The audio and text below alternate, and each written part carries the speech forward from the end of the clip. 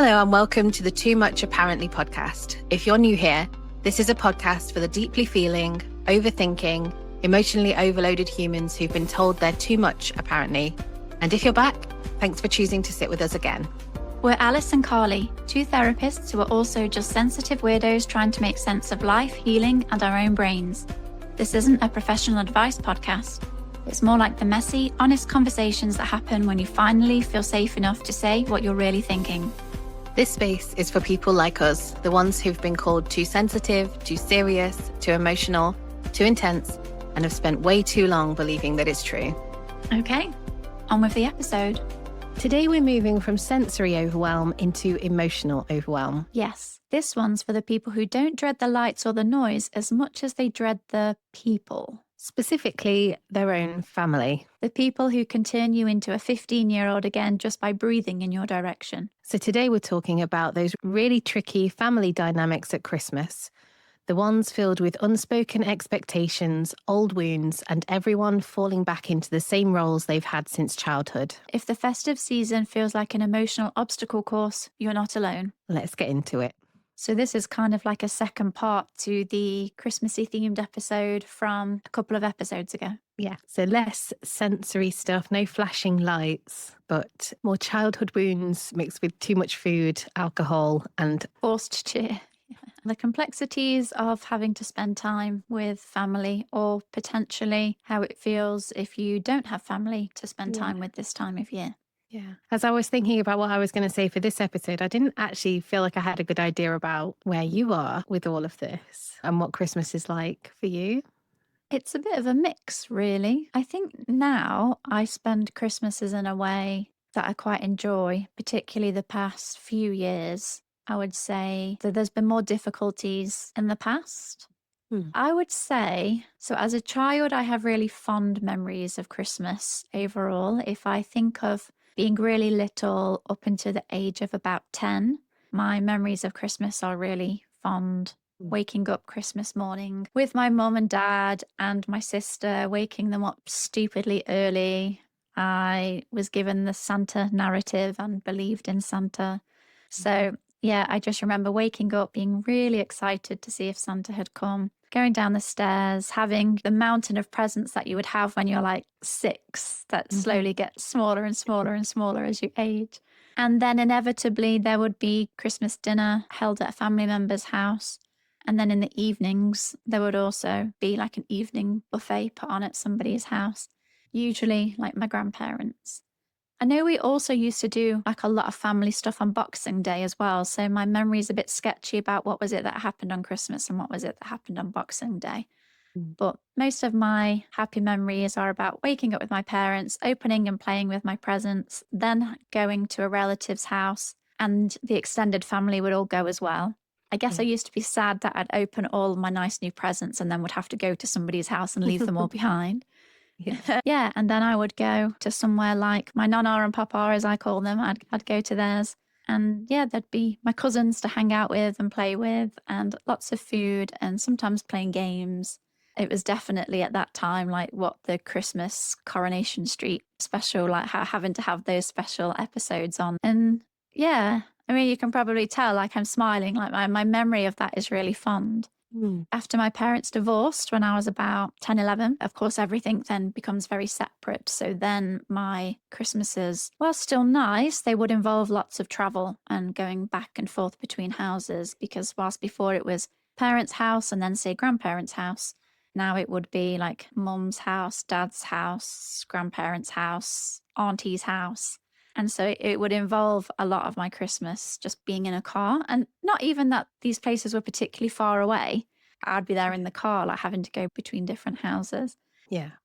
So I'd still enjoy it, but the dynamics shifted and changed a lot. Sometimes it would mean that I would maybe get to my grandparents' house a bit later than maybe what my cousins have got there. And so then I've already missed out on some of it, or I'm not as included. Don't go to as many family events because it's split now. So if there's something going on my dad's side of the family, but I'm with my mum, I've not gone. So before I'd be included in all things, whereas now I was maybe going to 50% of the things. And it started to shift, I think, my sense of belonging within the family. Yeah. I can really relate to that. And when you were talking about the first part, so before 10, before your parents divorced, it just sounded like the British Christmas playbook. It just Yeah. feels like so familiar. It was weird because it felt like you were describing my childhood. Yeah, it was nice. I have a lot of happy memories. I feel like my mum is the queen of special occasions. Like Okay. she just makes it so magical. But yeah, lots of happy, magical memories at Christmas time, and consistent as well. You know, like the dinner's always the same, the plan's always the same. Like, you know what to expect. Yeah, and I don't really remember any tension or anything when we were younger. But then as I've got older, that's definitely become a thing. So for When you me, say become older, do you mean as an adult or like teenager? I don't even know when it changed. I think it's more as an adult, actually. I think it's more as an adult. I'm not really sure why that would be. But yeah, so as an adult, there has been a definite shift and I can really feel that tension there. So now when I think about Christmas, there's a nervousness that comes with it as well. And I think there's a lot around perfection Okay. that maybe it's as my mum has really lent into the really nice positive feedback that we've given her, that she now feels a pressure to maintain it or exceed it or something like that. And it feels like, yeah, there's a lot of pressure for it to be the perfect day. So it's Mm. obviously different now that we're estranged because now I don't see my mum at all and things are different again. But yeah, that kind of, just that, the anticipation of when's the drinking going to become a little bit too much? When's Mm. the first little snappy comment going to come? And then how's the rest of it going to play out? Yeah. Yeah. So, yeah, just predicting how the day might unfold and at Hmm. what point does it turn from, well, merry and enjoyable Yeah. to starting to get a little bit uncomfortable or being a bit more anxious or on edge in terms of Yeah. people's behavior or what might happen. Yeah. Yeah. And it's not like, it's not like I'm describing something that you might see on TV where there's like some massive blow up or, or anything like that. There's not really been that. But yeah, just that feeling of walking on eggshells a little bit, of having to watch what you say. And I think there Mm. is that. Well, I think I feel it as well. I think I feel it as well as a mother of wanting to provide this perfect day.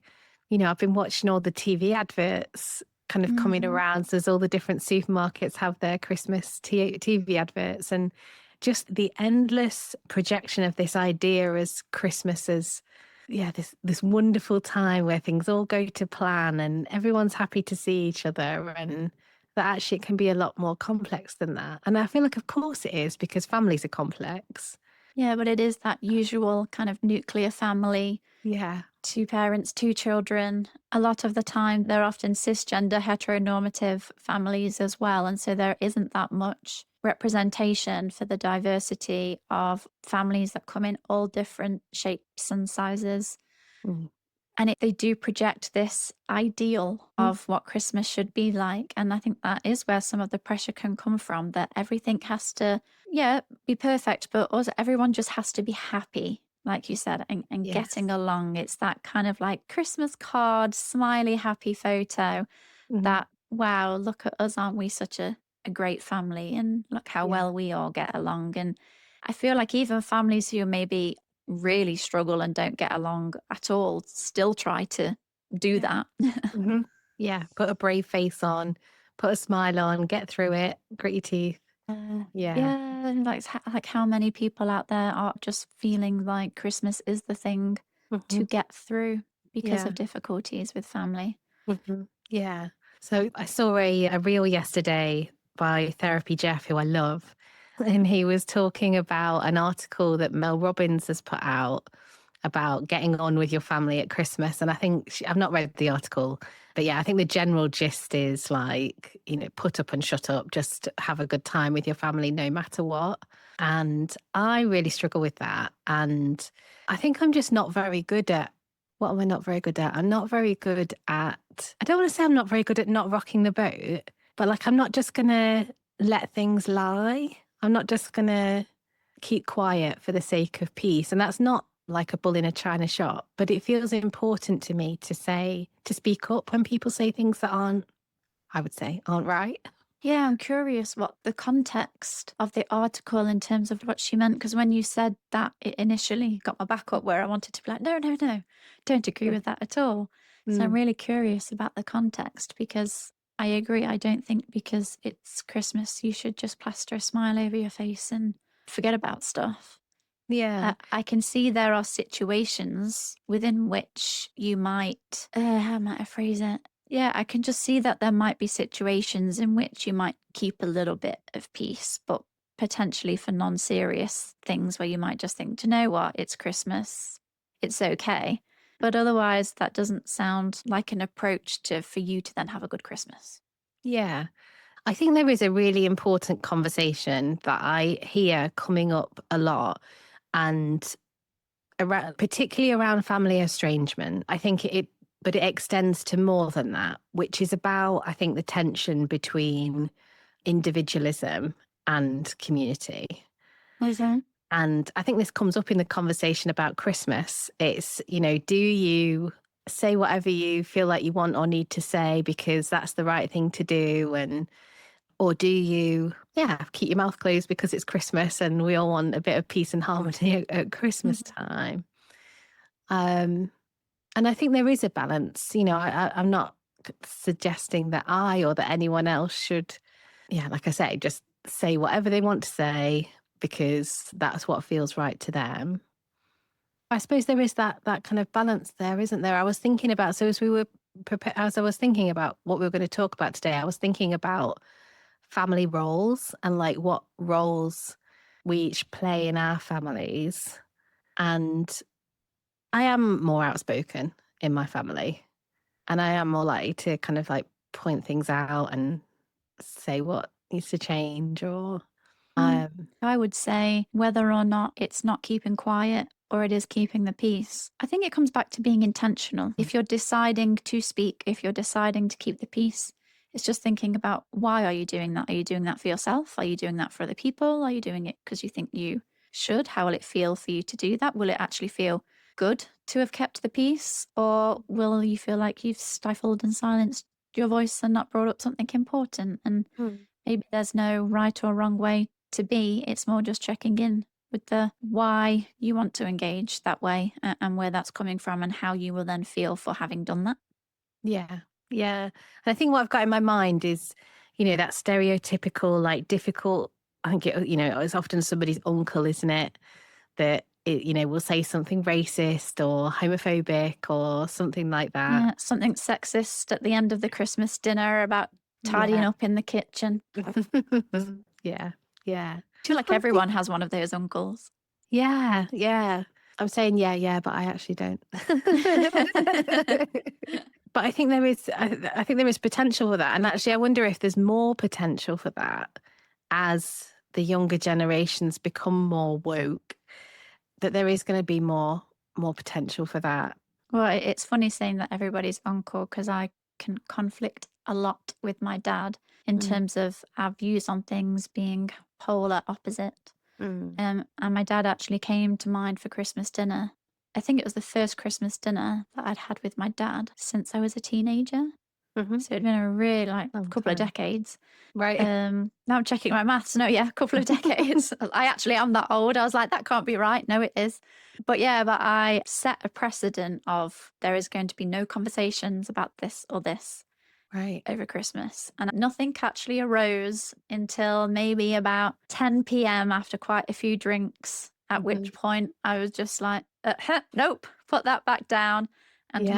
managed to keep the day free of it. Because Mm. if you're going to be coming here and spending all the day together, we're not talking about anything that's going to upset me. Thank you very much. And So it was respected, actually. right. So you set that out as a clear boundary to him. Yes. Yeah. That's really interesting. Yeah. I bet there's a lot of people who don't do that, who Oh, don't well, dare it's do the that. first time that I've done it. I mean, Yeah. it's the first time I've had Christmas dinner with them for ages, but I still Yeah. spent parts of Christmas Day. But I think Mhm. it because it was being hosted at my house, I felt more able to do that. Yeah. Yeah.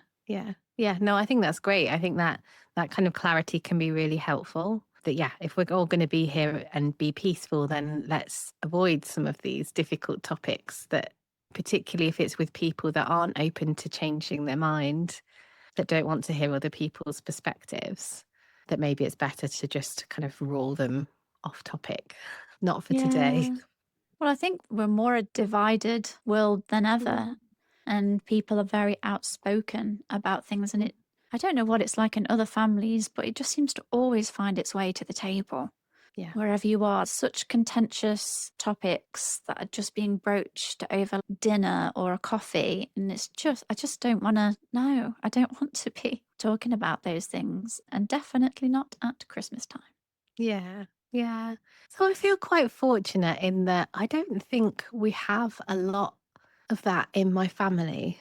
My I know my mum and my stepdad are Daily Mail readers, but generally, I from my own experience and from what I hear from my sister, they are open to looking at, thinking about different perspectives. So that feels really good. So there isn't really that, but I guess what's there whenever you're around your family is all of your family history and what it feels like to be you in your family. Mm. And I think, yeah, I just think, like I said before, families are complex, and the roles that we all play in our families. I don't know really how I want to word that, but almost like that, like you were probably cast in this role when you were very young, like probably younger than 7, and that, yeah, you've just carried on playing this, these kind of unconscious, subconscious roles that play out. So I'm thinking about, the one that will be the peacemaker, the one that will be like Troublemaker. yeah, the troublemaker, or, the mascot, the one that's like, silly and trying to make fun to lighten the mood. And then people like me who tend to be the scapegoat and the hero, so like the golden child, all these Mhm. different roles that Yeah. come out, and they don't pause just because it's Christmas Day. No. Yeah, absolutely not. The roles is interesting. And so at the start, when I was reflecting on my experience with Christmas and I kind of focused on the under 10 years, I think part of the reason why those years are so fond and enjoyable is, especially thinking about this from a like being neurodivergent perspective, being a sensitive child, is playing with my cousins, that I never had an issue with playing games. So playing games with my cousins was great. And when we used to get to my grandparents, we'd have a whole host of other presents to open from other people that would come. So then we'd have the presents from my grandparents and from my aunties and uncles and things. So the presents would get out again and we'd all open our presents. So then there would be things to play with, whether that's setting up my cousin's Scalextric set in my grandparents' bedroom and playing with it. So there was always things to do where I felt very much included. Of course, then the divorce complicated that in terms of a sense of belonging. But I think what also complicated it as I became more and more of a teenager was the social element shifts. And it's Yeah. less playing with toys, which is an activity that you can focus on and enjoy and feel included with. And it becomes more about talking Mm. and socializing. And whether that's with my cousins or then the adults in the room. And when you're too young to drink, well, the adults are drinking, they're all obviously getting more and more drunk and a bit silly. And so it's difficult when you're sober anyway, just to meaningfully engage with drunk people. But especially if Yeah. you're like a child and they're an adult, although sometimes they do make you laugh. And then it's kind of sitting around and talking with your cousins, and everything just shifted. And then the older I got, it was more conversing with adults who, as a kid, usually just leave you alone or watch you play. So all of the social stuff altered in a way that then did make Christmas more difficult for me when it ended up being in those larger family dynamics, which Yeah. just as it does today when there's a big family occasion on. So it was harder and became more pressureful and more about wanting to perform well and speak well and connect well. And Mhm. then the pressure on it being Christmas and wanting to have a good time and feel like I'm connected with my family and I'm happy and having a good time became harder and harder. Yeah. Yeah. Some really good points there. And of course, my brain's going off in 10 different directions at the same time. Yeah, that it's small talk again, isn't it? When Yeah. you get into the teens, and I'm just, So what was in my head was about, those awkward experiences of small talk with my family, and feeling confused and frustrated by that, because I just, family is a really important to me. It's a really, can family be a value? I don't know if family can be a value, but it is a value to me. Being with family, being close with family. But as I've got older and older, I've realized that actually we're not that close, not on my mum's side. I would only really see my auntie and one of my cousins at Christmas. It would be quite rare to see them throughout the year. And on my dad's side, barely at all. And that feels really confusing and sad because, so if we go back to what you were saying about Christmases before 10, and, it's like driving here and driving there. And my family was a bit further apart, so we wouldn't generally do it on Christmas Day, but around Christmas, we would see all of the family, and it would, it'd feel like a big thing, to now where we don't really do that at all. So, yeah, that recognition that we're not close, which means that it is then small talk all the time, not really knowing much about each other's lives, not knowing what to ask each other. Yeah. I think I can often feel like I'm pushing conversations that people don't want to have. And I'm not not asking anything particularly deep, I don't think. But, just I want to get a bit further than the surface. Yeah, whereas I'm there waiting for the moment when the pub quiz gets cracked out and we can all do a quiz or something, and then I feel like I'm a part of it again because we're all playing a Yeah. game. Yeah. Anything other than the awkwardness. And then another thing that came in while you were talking was about class, and wondering how it is for people within different class. So I was born into a working class family, but always had a lot of expectation on me that I would succeed academically and do well in terms of career and so on. So, yeah, thinking about conversations around, what are you doing with your life, and how's this going, and how's that going? And, at various points throughout my life, that's been, more comfortable sometimes and less comfortable at other times. And I know for other people that I speak to, that can feel like a lot of pressure, if you haven't met a partner yet, if you're not having children yet, if you've not got a job yet, or, not moving on in your career or whatever it is. But yeah, these little small talk questions actually can inadvertently touch on things that are quite painful for people. Yeah. And that can be really hard too. Yeah. And then if you know your family is like that and is prone to ask you those sorts of questions, the sense of anxiety and dread that you will have in anticipation of being asked those questions, Yeah. particularly if you're going to get it asked by multiple people. I mean, I'm very much in the camp that no one should ask anyone ever when they're going to have a baby or children. Yeah. But if you're going to a family event where there's lots of people, well, you could have 5 different family members say, and when are you having children? Or when are you two Yeah. getting married? Yeah. All of those awkward questions you don't want to answer, sometimes painful questions that you could get asked multiple times just in that one day or evening. Yeah, yeah. Or even the absence of questions. I think even that Yeah. sometimes, if people know not to ask certain things or don't mention certain things, and then there's that kind of unspoken awkwardness of like, here we are with a kind of plastered smile on our face of like, yeah, everything's fine. And, or here's all this kind of pain and grief behind me that we both know is there, but not going to acknowledge it. Yeah, that's a really good point as well. Mm. Where people are afraid to ask a question or maybe feel like they don't want to know or think, oh, it's not my business. And sometimes it's actually quite nice for people to actually check in and to Yeah. ask you things around it. Yeah. Yeah. And I'm thinking about even sometimes not for the more bigger, serious, painful stuff, but even just when someone says, oh, and how's work going? It's quite a closed question. I'm Yeah. just going to say, oh, yeah, it's going all right. Thank you. Maybe I'll say a little bit more. But I feel like if I was to really launch into how work's going, how I've been spending my days, what I've been trying to do, what's worked, what's not worked, I feel like they'd be like, "Oh, that's not what they're asking me. I think they're just wanting a Right. straightforward answer. Yeah. But I just feel like people ask so many closed questions Yeah. that again, I feel like people in my family, they know what I do and they ask Hmm. me how it's going. But not many people, there is the odd one, but not many people really ask how it's going where they could say Where if I was to say, what do I do for work? What am I Yeah. doing at the moment? Where am I at my business? They wouldn't have a clue because they don't ask.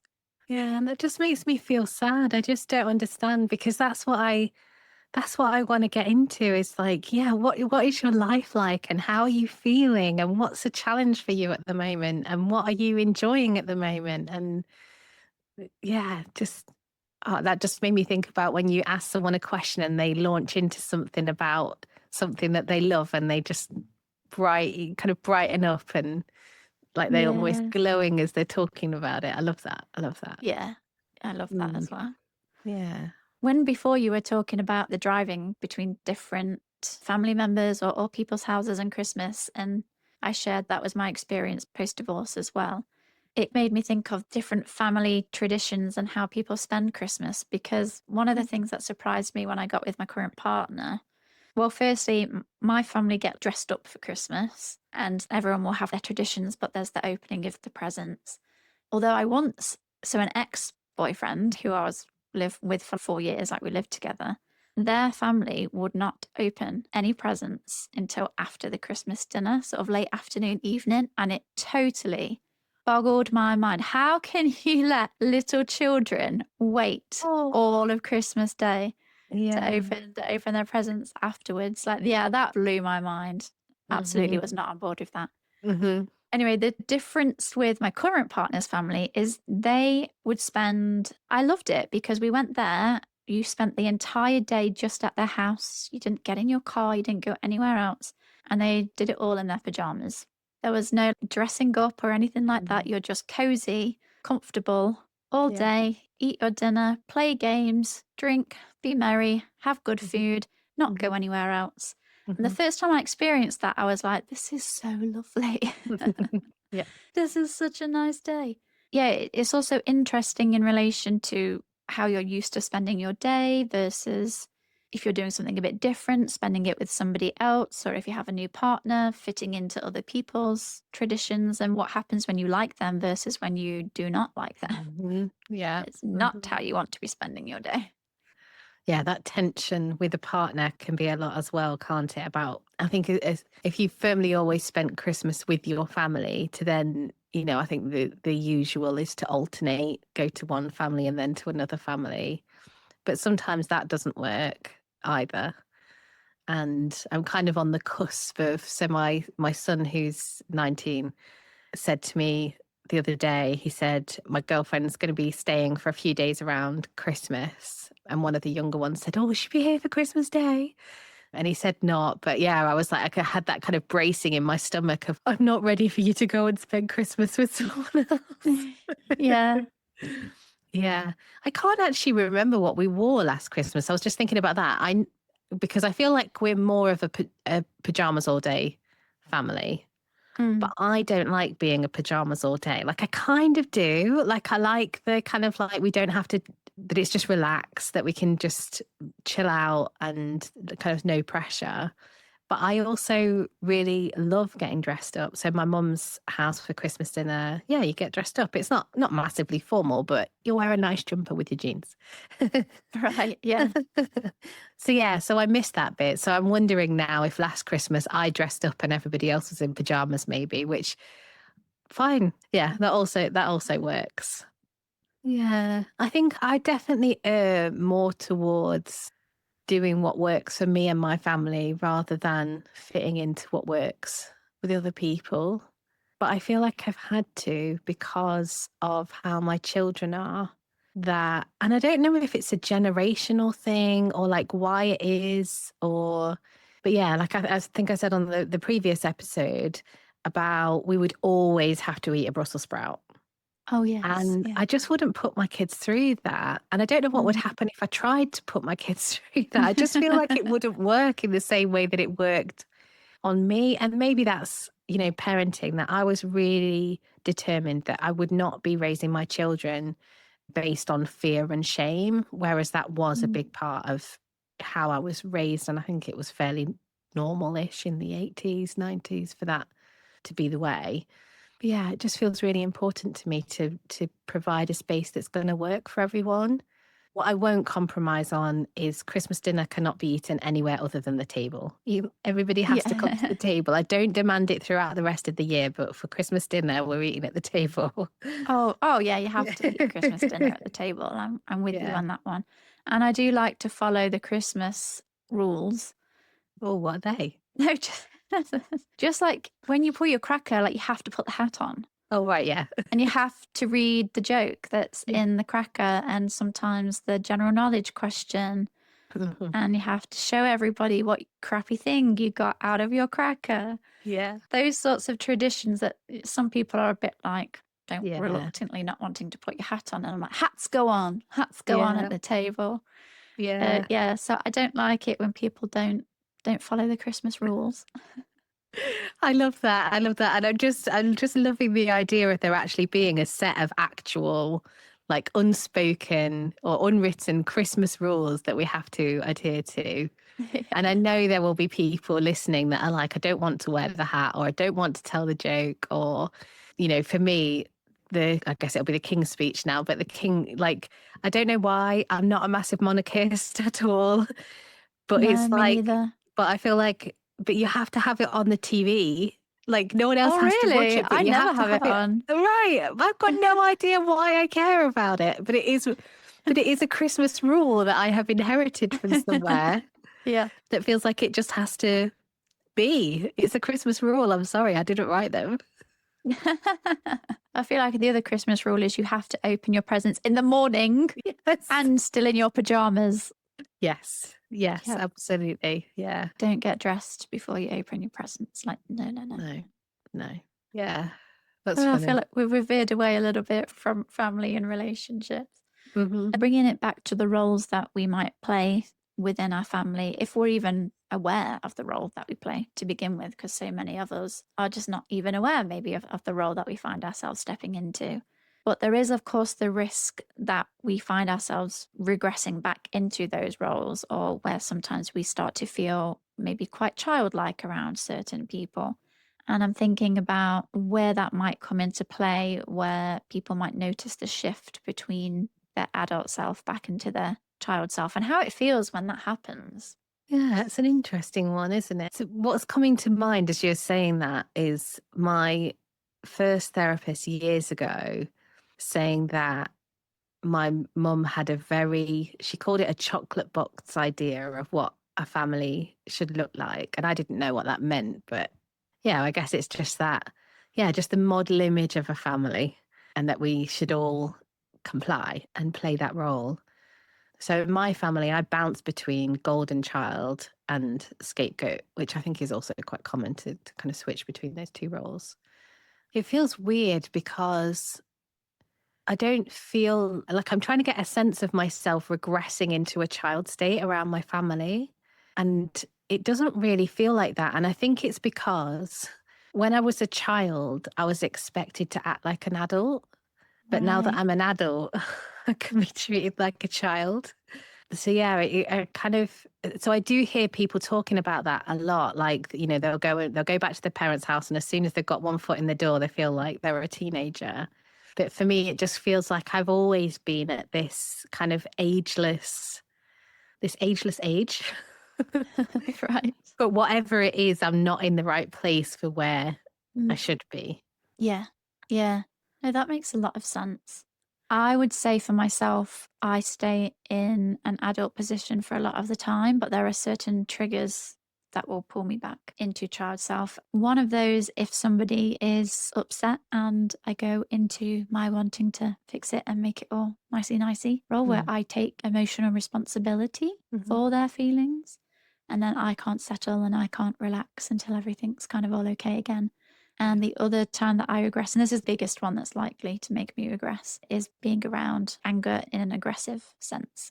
And that immediately puts me back into a very childlike state of being. And I cannot think or respond in an adult way. It's only afterwards where I wish I'd said this, I wish I'd done that and responded in these ways, that in that moment I just can't do, because it just puts me in this freeze response. Yeah, that sounds really difficult. Yeah, Um, and thankfully something that doesn't happen too much mhm. around Christmas, but sometimes it doesn't take all that much either. Like it doesn't have to be someone who's suddenly going off on this whole angry rant for ages. Yeah. Sometimes it could just be the way one sentence is said. Yeah, that was kind of like I was saying before with like, when is that one comment going to be made? Like there's one that stands out to me was something like, "Are you leaving the door open?" And it's like, oh, Yeah, because right. how that comment is responded to could either, if it's like, "Oh, sorry, I'll just close it." That's it then. It can kind of simmer back down again. But if the response is like, "Oh, stop complaining," then yeah, that's going to blow up. And yeah, it's not nice to be around. It's not nice to No. be around. Yeah, I'm kind of thinking about if you've done the work, feels like that's capitalized as I say it. So yeah, if you've done work on yourself, I guess, and we talked about this before, haven't we, about the gap appearing between people as well. That like in the past, passive aggressive comments like that in the past I probably wouldn't even notice them because they were just normal. That was just how people communicated their annoyance. Whereas now, I feel like there's part of me that wants to pull the person up on it and be like, well, you can't say it like that. If you're not happy about it, Yeah. then say it in a straightforward way. But obviously, Christmas Day, when, there are three different pans that are about to boil over and everything needs to come together at the same time, is not the right time to start having a conversation about how we manage irritation. I feel like some of the things we're talking about are hard enough just to navigate anyway. But what about if you're particularly struggling at this time of year? Whether that's you're struggling with your mental health Mm, or you've got a lot going on situationally, which means that you're not in a great place. And mm, now it's the time of year when you're supposed to be merry and excited for Christmas mm. and fun and happy to be around and those kinds of things. Yes, for those who are listening who are maybe not feeling in the best place and then thinking about having to spend time around family and maybe the pressure to put on that I'm fine performance. Yeah. I think it feels like there's two parts to this. I think one is feeling pressure from other people, either that there is pressure that you're being told that you need to pull yourself together or put a smile on or come on, it's Christmas, that kind of, Mm. or the indirect, or that you feel like you should perform Christmas jollity for other people, that you feel like you should, there's a should there. But I think also there's the sadness about not feeling great at Christmas and wanting to. So not Yeah. just not just the pressure of it, but also just the not feeling how you want to feel and yeah, the sadness of that. Yeah. Looking back, I've certainly had years where I have been struggling at Christmas time, being sad about the fact that I've been struggling at Christmas time, feeling an internal pressure to perform, and also struggling with thoughts of wrecking other people's Christmas, like bringing down the mood or the tone and influencing other people's Christmas as well. Mm. So I think you're right. The factors that are at play here are kind of multi directional in terms of where they can be coming from. Yeah. But I think really hard when you're in that place because of all of that external pressure. Yeah. And for a lot of people, it's not just Christmas Day. There are families that do things on Christmas Eve, then you have Boxing Day. It's not then that far away till you get to New Year's. So it's just a period of time that's being around people. And if you're not feeling great and you're expected to be around people, it's that classic case of being around people and feeling really lonely in the crowd of people. Yeah, absolutely. And we'll get onto this more in the next episode, but I'm thinking about New Year being a reflective time of year. And again, and kind of wanting New Year to be a positive thing, but actually it can just feel like a lot of pressure, especially if you're already struggling. Mhm. Um, yeah, I wonder about when my mind is going to there is about what might be helpful for us to share with other people about how we've managed that in the past or how we manage it now even. I've spoken about Christmas being really, my mum being the queen of special occasions, which feels like I feel like big boots to fill, if you like, kind of wanting to live up to that, wanting to give my children the same magic. But Christmas is a tricky and painful time for me. I've had thoughts recently about, is my sister going to go and spend Christmas with my mum still? And, wanting them to be happy together, but also feeling really sad that, the way things have worked out means that I will miss out on that and my children will miss out on that. And, that's really painful. And I was thinking about a relative whose um, whose husband died a couple of months before Christmas a few years ago, and I just could remember the weight of their grief and how painful that was. Yeah, there are lots of reasons why Christmas is painful, and I think the perfection that is projected onto it all of the time in different ways just only serves to heighten that, really. Yeah. Yeah. And with you talking about your experience with estrangement and your ongoing experience with estrangement and what that means, and how not only are you dealing with what it means for you to be estranged and what your Christmas now looks like, but also visualizing or imagining what is going on with the people or peoples that you're estranged from. And do they miss me? Are they having a good time without me? Are they even going to think of me? Are they even bothered? Mm. And picturing what that's like, especially for those who have maybe walked away from their family, but they Mhm. know all of their family will still be doing something together, and it's just them isolated from that. Which makes me think about, you were talking a lot about the difficulty of having all these people to have to spend time with, but it's also important to bring in those who may be thinking, what people? I don't really have many people Yeah. in my life to be spending time with. And I feel like I'm obviously fortunate because I've got 5 children, so we have a busy Christmas day anyway. But the loss of my mom and my stepdad and then our extended family, nothing can replace that, and that is sad. Even for all the awkwardness with small talk and whatever. And I've no doubt that my mum would say, of course we miss you and just come back. But it's the invitation is to go back and play the role that I was offered, not to be the person that I am. And yeah, that is difficult. And I've spoken to a few people this year and have been surprised actually how many stories I've heard about just how difficult family it is going to be at Christmas. Because I think you can feel quite alone in it. I feel like estrangement's not something that's talked about a lot. So I think you can feel alone in it. And I think that's true, whatever's going on for you, if it's bereavement or if it's mental health or, whatever. I think because there is so much festivity around, it's easy to feel like you're the only one at Christmas time that's feeling that low. Especially when we know loneliness now is kind of classed as an epidemic, like more and more people are feeling Yeah. lonely and isolated and cut Yeah. off from people in the world. And so, I mean, that's hard enough throughout the year, but when that correlates with a time when there's this Yeah. expectation Yeah. to have people and be around people, it Yeah. must just be so Yeah. difficult. Yeah. And I'm just thinking about, so I imagine we've got lots of neurodivergent listeners and probably mostly neurodivergent listeners, and thinking about accommodations at Christmas time. And so just simple things like needing a quiet room to go off to be able to manage the sensory overload of it all. And that sometimes that'll be met with a no, or oh, that's rude, or whatever. And then that can leave you in a position where you feel like you can't keep going at Christmas because your nervous system just can't hack it. And Mm.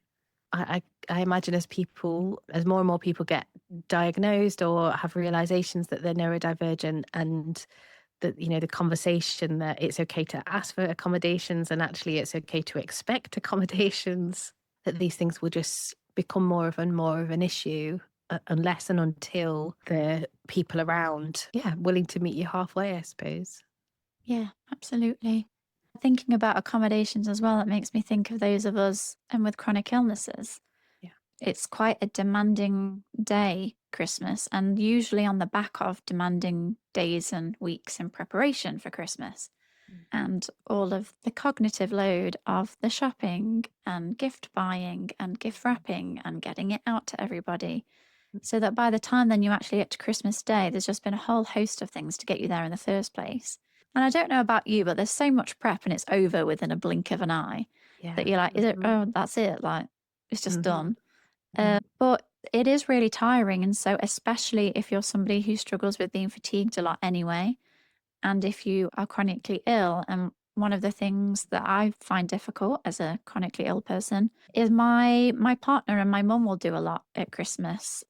But I don't know when other people are around how many people are judging me for not pitching in as much or helping, and whether or not they're just viewing me as being lazy or not helping, because people just don't really understand the conditions that I live with and how they manifest. Yeah. I don't know how many times I'm jumping up to do something purely out of wanting to look like I'm helping, when really I probably should be resting right now. Yeah. Yeah. There's so many things, aren't there, that can make this one day, because that's all it is, isn't it? One day out of the year. Yeah. Such a challenge. Yeah, it's Mm. crazy how just one day has been built up to be so huge, and predominantly from a consumerism perspective and Mm. all the money that is to be made at this time of year, that it's just bigger and bigger. It feels like the pressures and expectations around Christmas get bigger every Yeah. year almost. Yeah. And so much food waste. Mhm. Last year, as I say, I hosted for quite a few people, and I really tried to be quite strict on not buying too much stuff to not have the food waste. And still, there was so much food waste. I just couldn't believe it. Yeah, there's just so many icky things around Christmas for me as Mm. well. And then, as you say, for it to be over Yeah. and done with in a blink of an eye. Yeah. Yeah. Yeah. There's quite a few like values clashes. Yeah. So I've done a lot of my Christmas shopping on Amazon because I mean it's taken me, I remember I said to my sister, I'm gonna see if I can do it in less than 8 hours. And I didn't. So that's eight Right. hours of present shopping, and that's on Amazon. So if I was Yeah. doing it in, on different websites, and yeah, but I don't want to give that amount of money to Amazon. Sure. Yeah. And yeah, like you say about the food waste, I'm thinking about how much plastic tat gets bought that's bad for the environment, and yeah, all these difficult things. Yeah, just Um, extra components as well, but also things that could cause conflict for people who want to do things differently around Christmas. I think more people are trying to be more sustainable and aware of yeah. the impact on the planet, whether that's due to Christmas decorations and the amount of new Christmas decorations that are bought when you've already got plenty of decorations, the trends and things that you see on Instagram or TikTok that then you want to do, which means buying more things. So, yeah, there's a lot where I agree with you. People's values can end up clashing and then potentially Yeah. causing conflict. Yeah. Yeah. So what makes it a good Christmas for you? What helps you to have a good Christmas? I think just changing the way in which I do things as much as possible. And it's not always easy when you're navigating separate families and then partners' families and those kinds of things. But I have found traveling around to lots of different places isn't how I want to be spending the day. I don't mind traveling to one different place, but overall, I want to reduce the amount that I'm having to travel. If I'm spending it at somebody else's, that's great. I'd prefer it to be there then for the whole day so I can just get set up there, and I'm really big on this idea of getting myself set up, which I feel like maybe I need to come up with a better way of wording that. But wherever I am, wherever I go, if I'm going on holiday, if I'm staying in a hotel for one night, if I'm going to someone's house for the day, I need to get myself set up. Like people that go on holiday and then they just dump their suitcases in the room and then they go to the beach, like, no, no, no, no, no. So Gotta tell me more. What does setting up look like? What have does to set setting up up for for Christmas look space. like? What do you do? It's not like even a big thing, but if I'm going to be in somebody else's space for the day, what am I going to need to bring a little bit of my space with me? Because, of course, I am more comfortable at home in my own space where there are things available and accessible to me. If I'm cold, I can just pop upstairs and get a jumper. There are certain things available to you in your own home that are nicer than if you're in somebody else's. And so some of them are small things, like it depends on whose house it is, but I can be funny about the cups that I'm drinking out of.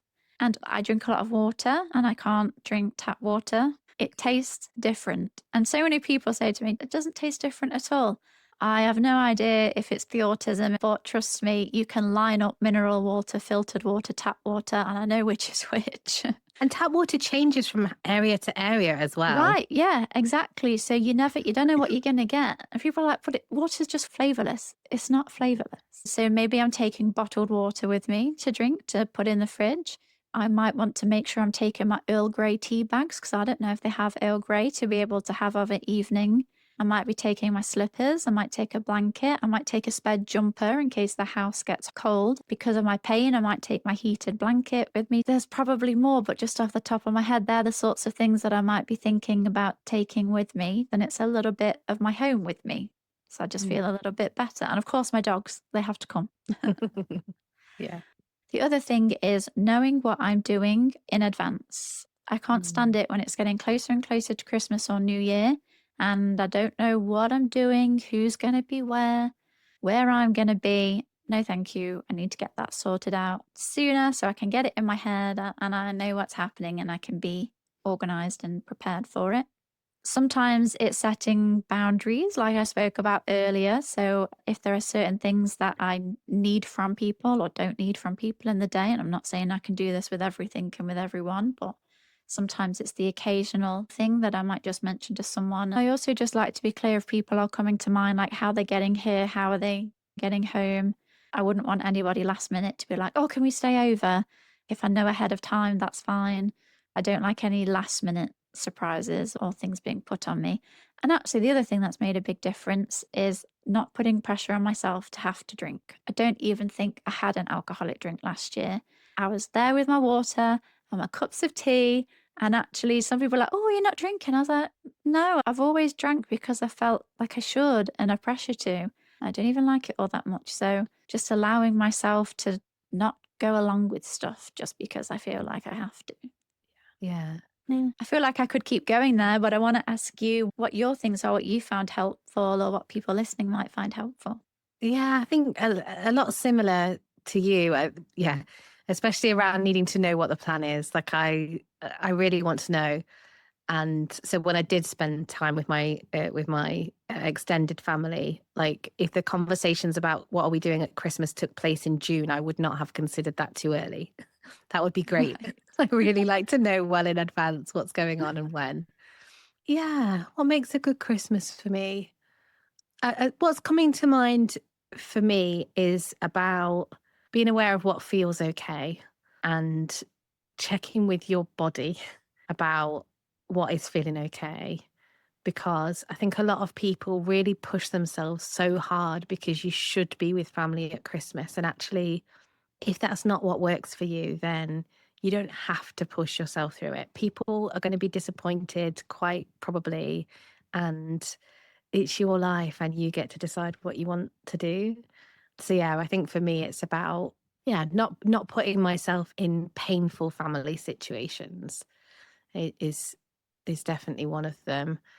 Yeah, I feel like there's something about creating my own magic. So there's magic that's lost that I can't get back, but I will look at different ways, how can I start new traditions? How can I do things differently, or maybe even carry on traditions that were there that I can't now do with other people? How can I carry on traditions with my family? I love the idea of setting yourself up. I feel like I want to set myself up, even though I'll be in my own house. Like I want to create a setup. I love that so much. Just being, I think generally just being kind and gentle with myself. So not putting really high expectations on myself, that I'd rather things were not perfect, but people around me aren't walking on eggshells than yeah, trying to pull off this amazing thing that it just adds to the tension of the day. So being kind and gentle with my expectation of myself, with my expectation of my children, like absolutely, they will get overwhelmed. There will be tears. Like that is just going to happen because it's so excited. It's so exciting and they don't know what to do with themselves. So almost just to expect that to happen. And then when it does happen, it's not like, oh, this isn't how it's supposed to be. And I've spent all these hours making it right and they're still crying, which is how I probably would have thought about it in the past. But just like, yeah, okay, this is just how it is and it will be okay. Yeah, and accommodating differences as well. So we said in the previous Christmas episode about eating pizza on Christmas Day. Like if that's what works for you, that's what works for you. And yeah, and sticking to the Christmas rules, of course. Oh, yeah. And sticking to the Christmas rules, definitely. But maybe negotiating the Christmas rules with your family in advance so that everybody knows what the Christmas rules are. If I'm serving the dinner, you obey by my rules. No, there's lots of good points in there. And I'm just thinking about navigating, those tricky family dynamics. If you, for whatever reason, can't help have to spend time this year with people who are not necessarily good for you, maybe even causes you some emotional harm in some way, that's never going to be easy. And there aren't going to be things that you can just do to make all of that be there. But I think taking care of yourself as much as possible, knowing that it's okay to leave. Yeah. Knowing that it's okay to leave early, to say no if people are telling you to stay overnight. Mhm. If you're able to go with a trusted person, like maybe having a prearranged signal that the two of you can go and have a timeout or go somewhere to talk. Yeah. And whilst it's difficult, staying away from topics that might potentially spark off the type of conversation or personal attack that you just can't be dealing with and shouldn't be dealing with, full stop, but definitely can't be dealing with at Christmas. Yeah. Yeah. One thing that's come to mind as you're talking about that is about making decisions for next Christmas in January, not in November, December, when people are putting lots of pressure on you. But if you're finding that your family Christmas setup is really not working for you, to decide in January. So you've had a bit of time to cool down, but you're still miles away from the Christmas pressure, to decide for yourself what you want to continue doing and what you don't want to continue doing. So that might be small things like, I'm not going to put on the hat when Carly insists, even though that would be wrong. How dare you?